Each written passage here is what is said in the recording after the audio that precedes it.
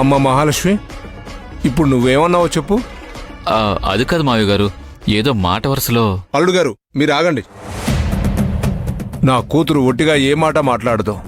ఏదో కారణం ఉంటేనే తప్ప ఈ ఇంట్లో వారసులు పుట్రనే మాట అంటుంది.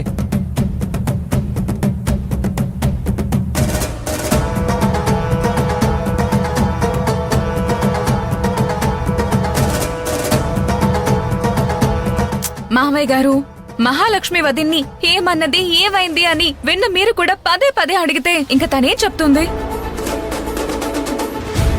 ఈ ఇంట్లో వారసులు పుట్టారు అని అంది అంటే దాని అర్థం ఏంటి?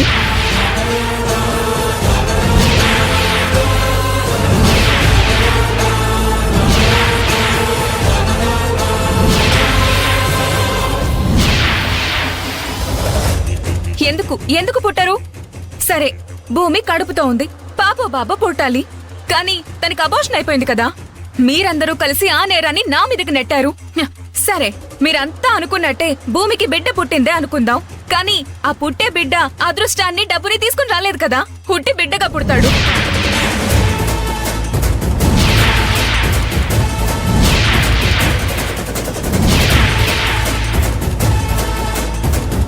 అందుకే అబోర్షన్ చేయించుకుందేమో.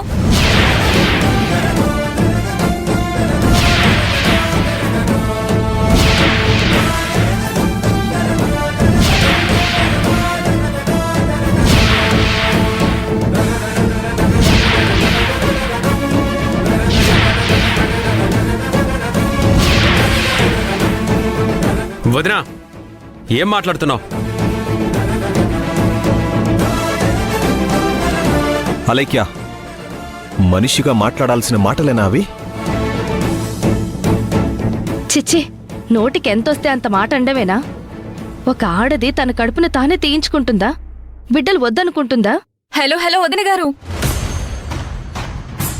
మీరంటున్నట్టే ఏ ఆడదైనా తనకు తానే గర్భవతి అంటే అబోర్షన్ చేయించుకుంటుందా? చేయించుకోదు కదా. కానీ భూమి మాత్రం చేయించుకుంటుంది.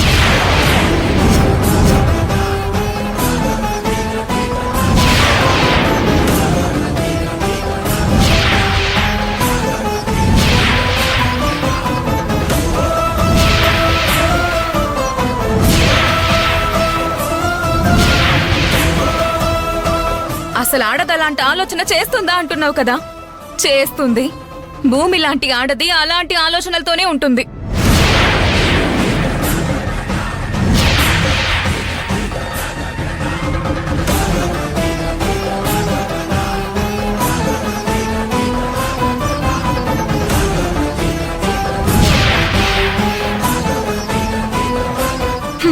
సరే, నేను చెప్పే దాంట్లో ఇంకా కొంచెం క్లారిటీ ఇస్తాను మీకు.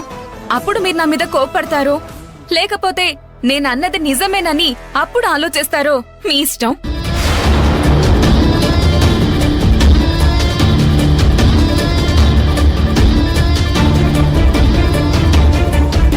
భూమి కావాలనే ఇలా చేసింది. తనకి పిల్లలు పుట్టకపోతే సుహాసిని కూతుర్ని పెంచుకోవచ్చు అని అనుకుంది కదా.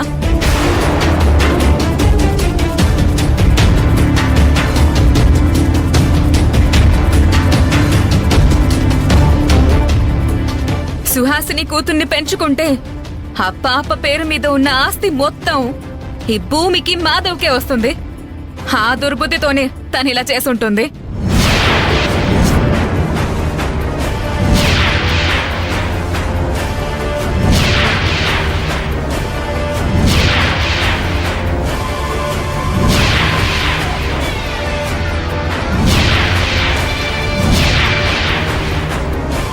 నువ్వు తప్పులు చేయటం, ఆ తప్పుల్ని అవతల వాళ్ళ మీద వేయటం. చిచి, నువ్వు మారవు. ఇదే అలవాటైపోయింది.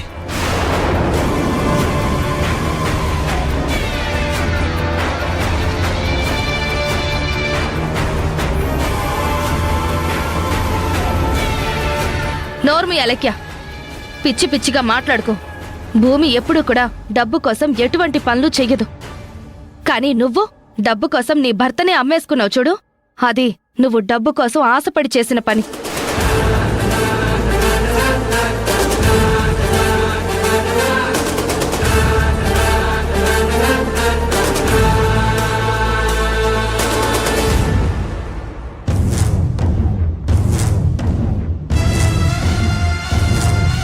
అమ్మా మహా ఇప్పుడు నువ్వేమన్నావు?